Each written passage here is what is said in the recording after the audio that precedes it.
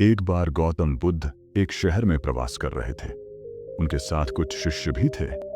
एक दिन उनके शिष्य शहर में घूमने के लिए निकले। वे शहर में घूम ही रहे थे कि तभी शहर के कुछ लोगों ने उन्हें अपशब्द कहे। उनके बुरे शब्दों को सुनकर शिष्यों को बहुत बुरा लगा और वे वापस लौट गए। बुद्ध ने देखा कि शहर से लौटकर आए उनके सभी शिष्य बहुत क्रोध में दिखाई दे रहे हैं। उन्होंने शिष्यों से पूछा, क्या बात है, आप इतने तनाव में क्यों हैं? तभी एक शिष्य क्रोध में बोला, हमें यहां से तुरंत चलना चाहिए। जब हम बाहर शहर में घूमने गए थे तो यहाँ के लोगों ने बिना वजह हमें बहुत बुरा भला कहा। जिस जगह हमारा सम्मान नहीं हो वहां हमें नहीं रहना चाहिए।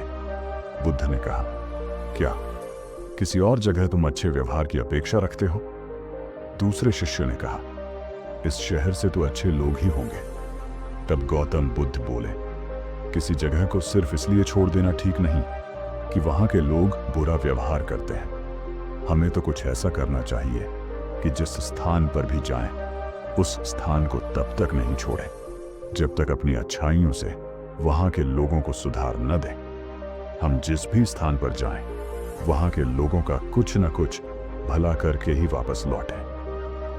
बुद्ध ने कहा, जिस प्रकार युद्ध में बढ़ता हुआ हाथी चारों तरफ के तीर सहते हुए भी आगे बढ़ता जाता है, ठीक उसी तरह उत्तम व्यक्ति भी दूसरों के अपशब्दों को सहते हुए अच्छे कार्य करता रहता है। खुद को वश में करने वाले प्राणी से उत्तम कोई और नहीं हो सकता।